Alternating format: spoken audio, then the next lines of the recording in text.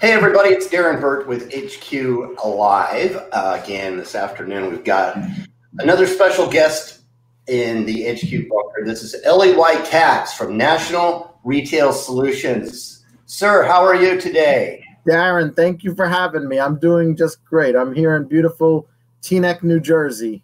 Teaneck, New Jersey. How's everybody there with you guys? Safe, well? So New Jersey and New York obviously have very high numbers as far as both cases that people tested positive, and unfortunately people lost their lives. But it's, you know, in my community we have also similar. Obviously, people lost their lives. And in fact, one of my close friends, she was running our local food pantry here in Teaneck, volunteer, and very young. And in her 50s, and she unfortunately lost her life to this. But you know, we're like everyone else. We're all getting cabin fever, and we're ready to get out. Hopefully, we all could stay safe. Yeah, it looks like you're working from home. I see some pillows in the background. Yes, that's actually, believe it or not, the silver lining in this entire thing for me is that I've always wanted a home office. And, you know, my wife wouldn't want to give up any rooms, like the back room that was empty, that was for the guests, and the basement that was empty, that was for the kids' toys, and the dining room that was empty, or the room next to the dining room that was empty, that was for the TV room. So fortunately for me, I was able to commandeer the basement, and it's got its own little bathroom, and it's got a little bed. Today I actually turned off my phone at 3 o'clock and closed my eyes till 3:45. Nice. Yeah, it's those type of days.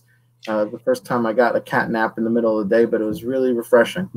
Well, you're a busy guy. You've got a lot going on. Tell us a little about National Retail Solutions. So we started National Retail Solutions about 5 years ago. Our parent company is IDT Corporation. It's a publicly traded company.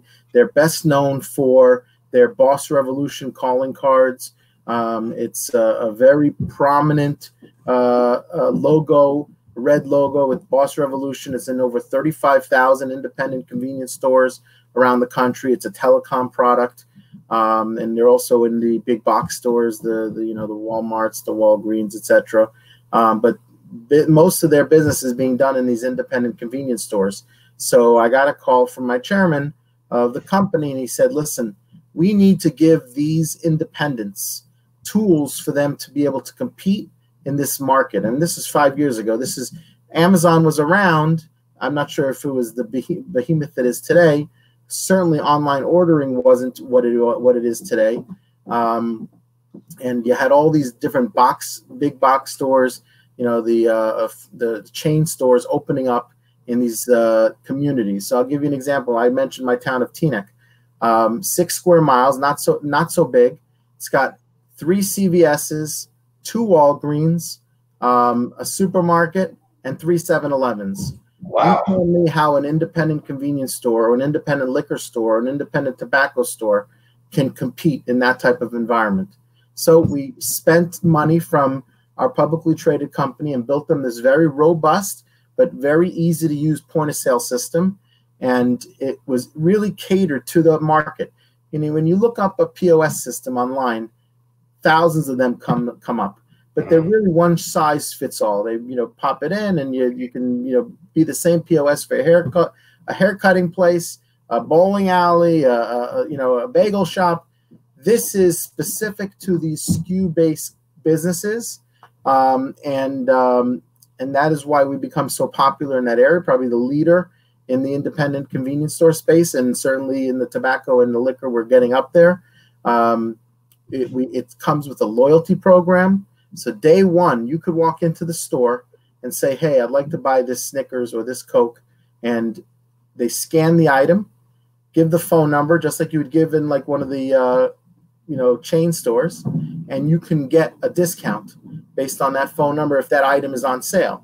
And then if, depending upon if it's a store discount or if it's a national discount that we deliver to the stores, 24 hours later, that money gets put back into the merchant's wallet, the virtual wallet. So the merchant doesn't lose any money. They actually sell more product.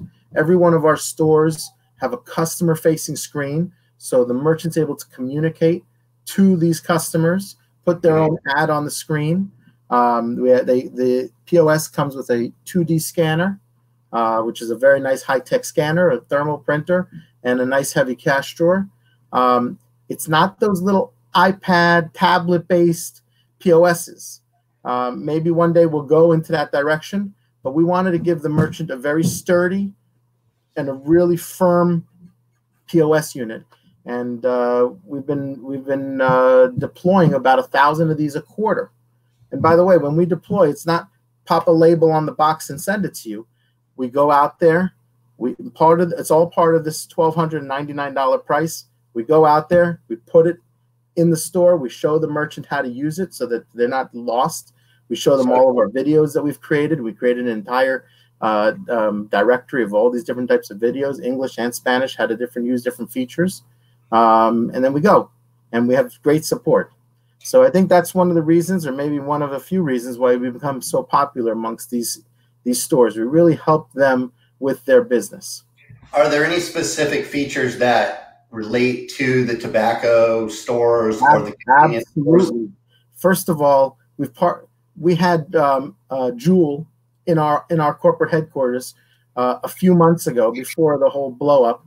They wanted to roll out this RACS program of theirs, this new program with, we're required to have the Juul, and they worked hand in glove with us to make sure that we were, because we have such a large base of Juul consumers, to make sure that we were compliant. And we worked very hard from our back end with our technology team, because it's our own technology team, to do whatever that they requested. We have a ID scanner so that we can scan the driver's licenses. And we have a bunch of other different functions. We have the tobacco rebate program. We're hooked in with Altria and RJR Reynolds, where we're able to do all the reporting for the tobacco programs. And this has given a lot of the tobacco stores a tremendous amount of money back, but also the way the program works is that it makes them competitive with their, like against a CVS. Well, no, CVS doesn't sell tobacco, but against like a 7-Eleven, etc., by bringing down those rates with these programs. So yes, the tools that we set out to do in the beginning, which is arm these independents with a powerful piece of technology so that they could compete, has been working. And we add every single month additional features. Yeah, I was just going to ask you, is it a one-size-fits-all? Nope. Is it, hey, I can add these features that I need? Or how does that work? So I happen to own personally a few restaurants, and I pay through the nose when it comes to monthly charges. It's the monthly reoccurring charge that they charge me, and it's for 166 features that I don't even use. So we've made the business decision in the beginning where we say, listen, let's give them a buffet of different choices. If there's a store that doesn't want the tobacco rebate program, well, why should we charge them? So we keep the monthly very affordable, $19.95 a month. And then anyone who wants to add additional features, I want to add the time clock. I don't need a time clock. I only have 2 people in my store. I want to add the scanning program. I don't need and as you add additional features, that's when we add on to those prices, and it works out well. Let's talk about how it's evolving. The climate out there right now is changing every day, and people's attitudes towards purchasing and how they're paying for things. How are you evolving with all of that? So we've evolved in 2 ways. We've had a merchant app for over a year and a half or 2 years now, where basically the merchant, when you think about these independent stores, a lot of times they're running on like the old registers. So they can't really cut the cord or leave the store. First of all, a lot of them don't even know what their inventory is if it's one of these old registers and not a POS. They don't know what they're selling, how much they're selling it for. Right now, this has changed all of that. So how it's evolving. So we created a merchant app. Now the merchant can cut the cord, be anywhere in the world, see what type of activities going on in his or her store. They could make changes to the price book. They can make changes to the inventory. They can actually order from some of the distributors that are in our merchant app. That's on the merchant side. Now on the consumer side, I think we've seen the explosion in the last 7 weeks. I mean, it was big before, but in the last 7 weeks, the explosion of these delivery services. Everybody now does delivery, right? You can't, I mean, especially you're either open doing delivery or you're closed. Or curbside. Curbside, okay. You're right, the same, right. But order ahead. Yeah. Correct. We have launched an app specifically for the consumer where we've tied our entire network of 10,000 stores, and they have, each of them have the ability to opt into this app. So if I am in Washington State, I can click on and find the local store that has my POS, and I can see what items they have because it's hooked into the register, and I can order from that store. And then if I go to New Jersey, I could find the closest store that has my POS, and I can order from them as well. And then each store has its own additional stuff that they add, right? There's the SKU-based systems, and in cases of restaurants, et cetera, or in cases of convenience stores that have little restaurants in it, you know, they could add certain features. So what we've done. Is there an e-commerce feature on the POS? Yeah.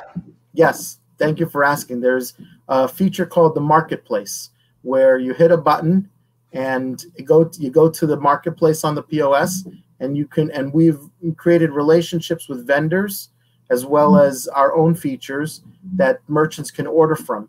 You run out of paper, you need garbage bags, you need PPE equipment, you know, especially for now, masks, sanitizers, stuff, whatever it is you need, you can order right from your POS system and from the merchant app. Nice. Talk to us a little about loyalty. I know there's a built-in loyalty program as well. Yeah. So first of all, I mentioned how you got to give the phone number, and then it instantly shows the last purchase date and the amount. And now we're building up more of the KYC feature, know your customer. So for example, if Darren hasn't come into my store in the last 4 months, that will show, and then I could reach out to Darren and say, hey Darren, you know, where have you been? That's a feature we're working on. It's all part of this a tab program that we're implementing, you know, where merchants can now offer a customer an account, you know, like you know, put it on my account, no problem, you know, creating a tab. So little by little, we're creating this KYC, know your customer, and it's going to get to the point where I can maybe send a text message to all the Darrens out there that haven't been in my tobacco store in the last 6 months and say, hey, we have this special, or hey, there's something wrong. You know, how can I help you? Is that our loyalty programs? Are they effective for small businesses, in your opinion? The answer is I think you need it for small businesses. I think that in order to compete against these big stores, mid-level stores, you need to have a differentiator, but B, something that says, hey, I'm not different than them. Don't walk down a half a block to try to save 50 cents on whatever it is that you're going to purchase. Come to me and do it. And then part of this consumer app is we're having going to be a stars program where you could say, okay, if somebody buys X amount of cigars or X amount of whatever products, and obviously each state has their own laws that regulate these different programs. I'm just giving you the tools to be able to do it. But if someone buys, you know, let's bring it into something that's more generic, coffee, right? I mean, a lot of the cigars shops and the smoke shops don't have coffee necessarily, but it's the same concept. Buy 7, I'll set this. Buy 7, get your 8th free. You know, so we create this club or a points program that we're working on that's going to be coming out very soon also, where I could say, if you buy a certain type of, cigar, then it's worth X amount of points. And if you buy a different, it's worth Y amount of points, and then reward people based on that. First of all, it creates stickiness so that customers keep coming back into your store. Yeah. And the second is it creates a customer appreciation. And that all can be, if I don't have that built into a system like yours, that could be very complicated to manage. Yeah, well, that's the reason, honestly, that a lot of these, like the tobacco companies and the merchants love us, because we have it all seamless. It's all under one hood. We're not a third party offering this to your customer. And oh, what part are you having trouble with? Is it the POS that's having a problem? Is it the connection that's having the problem? Is it the app it's oh, well, let me know, and then cause the merchant who doesn't have enough time in the day as it is to start making phone calls and see, oh, how do I fix this? Everything is self-contained in one box, in one company. National Retail Solutions. National Retail Solutions is the place to go to run your business. Let's put that up there. National Retail Solutions, nrsplus.com, correct? Yes. One thing I wanted to ask you, not so much about loyalty, but just about the system in general. I'm a store owner. I'm not at the store. Does this allow me to monitor things remotely with my staff? In two ways. First off, we have a feature where you can connect your POS to the camera system. So a lot of these camera systems, you can watch what's going on in your store, but like you see a little blip, or you see but now if you see somebody hand over a case of something and they write NS and it shows up on the screen, NS, no sale. That's the famous way of, employees stealing from people, from merchants. Then you know that there's a problem, and you could see that. It doesn't matter where you are in the world. So we have that connection. But also you can manage it with your merchant app. You can see your inventory. You can see your sales. You can see the permissions and change permissions. You know what? I want Darren to be able to void sales. You know what? I don't want Darren to be able to void sales, but I'm not going to wait till I get back to the store next week. I'm going to do it right now from the beaches of the Bahamas.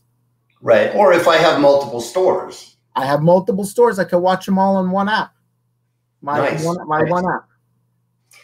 Let's talk about before we came online. We were talking about how the consumer and merchant experience are going to change because of the COVID situation. Where do you see it all going? I hear a lot about contactless.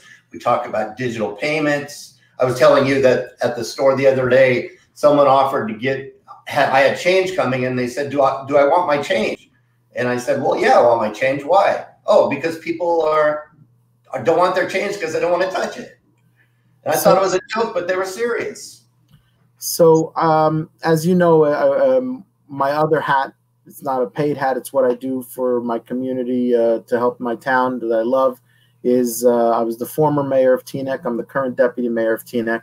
So as you can imagine, I'm dealing on a daily basis with thousands, not hundreds, thousands of residents that have issues, concerns, questions. Obviously, in the beginning was a lot more as the rules kept changing, as this thing evolved. But now it's changing in the other way, right? Before it was everything. Today we're shutting this, and this. Tomorrow we're shutting this, and this. And now it's evolving. Now it's the other way. Today we're opening this, and this. Tomorrow we're opening up this, and this. So I'll tell you that I found that people are handling this on two sides of the spectrum. There's one side of the spectrum, people are taking this super cautious, staying inside. When they go outside, they're wearing the mask, they're wearing the gloves, they're washing things down, and then there's the other side is saying, you know what, this is fake news, stop wasting our time, there's just like the flu, and I think that just like the flu comment has really faded away as people see the numbers on TV and the deaths. And then there's the group in between, and they find their spot of how comfortable they are, right? My wife takes everything out that she buys from takeout, and she throws it in the oven to warm it up. Some people don't. Some people wipe their mail. Some people leave their mail. Some people toss their mail. Some people open their mail. So I find that it's really runs the gamut. But what we see now is that there are a lot of people that don't have patience anymore, and they are losing patience, and they're, as I said, government is making decisions that may be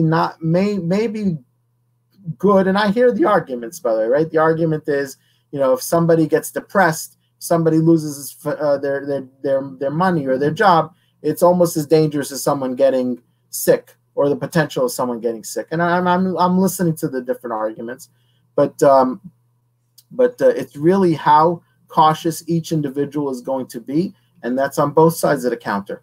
There's going to be people that are going to make sure that every customer that walks in gets a temperature check, and there's going to be people that when you walk into a store, it's going to be as if this was January 2020 and nothing's changed.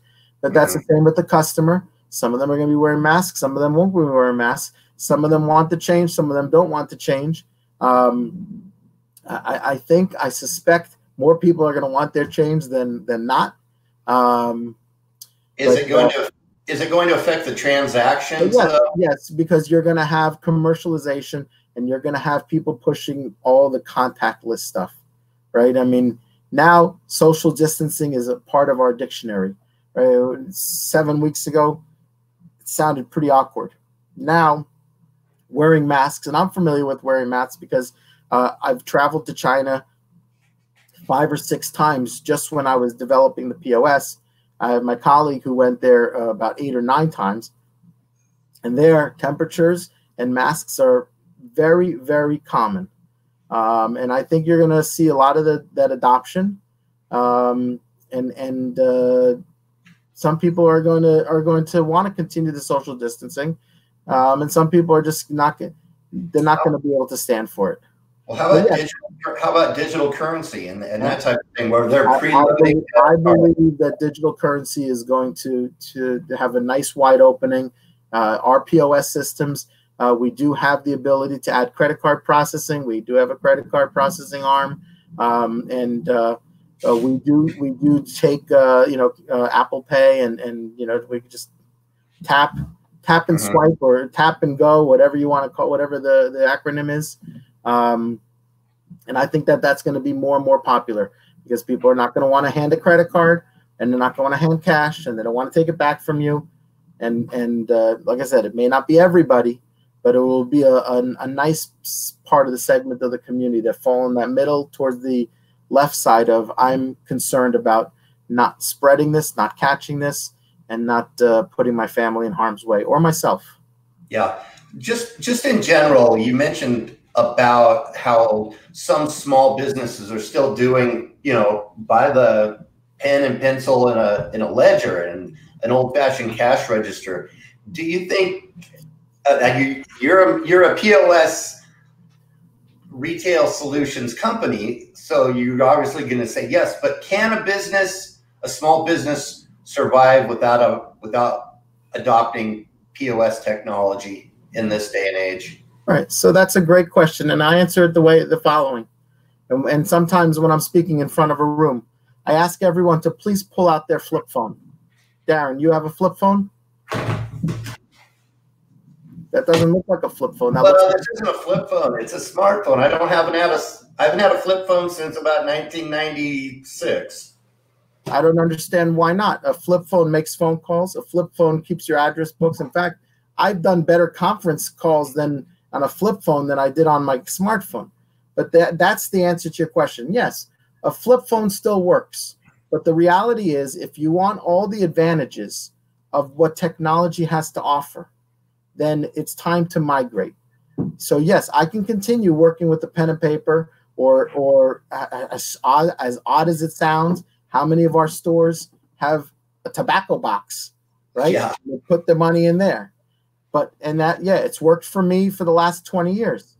But you don't have a flip phone. Why not? Because if you want all the advantages that technology has to offer, if you want to propel your store forward and start making more money and start keeping up, then you should be keeping up. Spend the money, invest the money, right? There's a reason that they don't have rotary phones anymore. Now, granted, that was a little bit it's a little bit hard, a little bit more challenging to dial, but you're moving forward with technology. Right. And there's so much competition these days that if I'm doing it with the tobacco box, I don't know my inventory. I don't know my margins. I need to know that stuff right in front of me and immediately in order to stay competitive. Correct. And you want to know, there's a lot of a lot of these stores that buy product from jobbers, right? They go to the jobber. They buy product that's cheap, and then they come back and it has an expiration, and they put it next to the last bunch of junk that they bought from the jobber because they didn't realize they had it. So the money they saved on buying this product, they lost because it's sitting on their shelf and it's expiring or it's going bad. So yes, technology has its advantages. Knowing what you have, knowing what you sell, knowing how much you sell it for, knowing who you sold it to, and knowing why Darren didn't come back to my store is very important to me, because then I can pick up the phone and say, Darren, what happened?